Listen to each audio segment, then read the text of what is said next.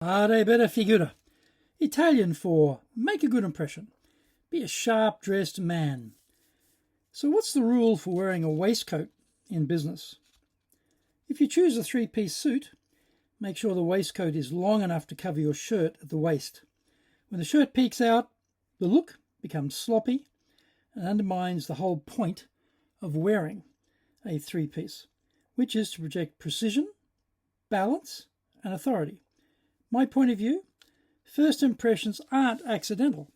They're created. Decide the impression you want to make before others decide it for you.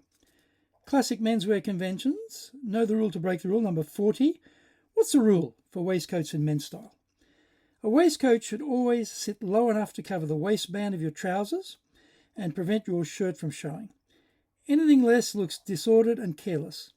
Not what you want after going to the trouble of wearing a three-piece. This can be difficult with off-the-rack suits where proportions are generic, but custom tailoring ensures the waistcoat length and balance are correct. So the takeaway? A waistcoat is a sign of refinement, but only when it's worn with precision. Get the fit right, or don't wear one at all.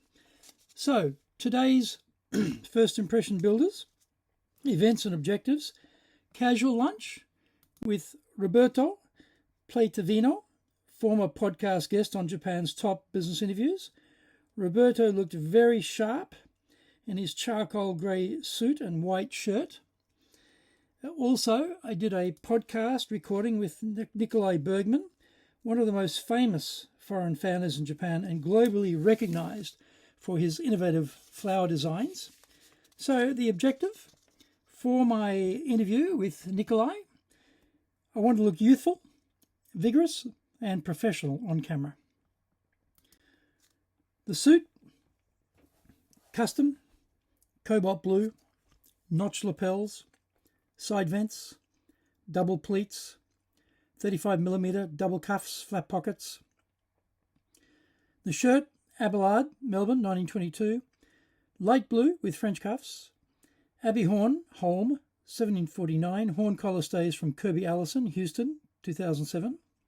Tie, striped navy handmade Shantung silk tie and a 4-in-hand knot, Rampley & Co. London, 2014, to show solidity and contrast with the lighter cobalt blue in the suit. Socks, striped navy over the calf, which you can see here, and we'll bring up a bit of a closer on that one. Got them here. And the pocket square there.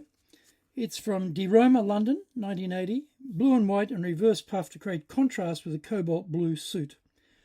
Badge, Dale Carnegie, New York, 1912, silver corporate badge. The pen, Mont Blanc, Hamburg, 1906. Card holder, Lanvin, Paris, 1889. The watch, vintage, Versace Milano, 1978, gold, 40mm Medusa design with custom cobalt nubuck alligator strap by Jean Rousseau, Paris, 1954. The fragrance was Acqua di Gio from Giorgio Armani, Milano, 1996. And we are looking at some high shine shoes here. These are black Polini Derbies, 1953, with a decorative medallion design polished to a mirror shine. So style meets business. Why does waistcoat fit matter in Tokyo business? Because clients and colleagues judge your attention to detail. If your waistcoat exposes your shirt, it signals carelessness. The opposite of what you need in high-stakes meetings. A properly fitted waistcoat projects control, polish and authority, the exact impression that wins trust in Tokyo's competitive business environment. Style opens the door, but leadership, communication, sales and executive presence keep it open.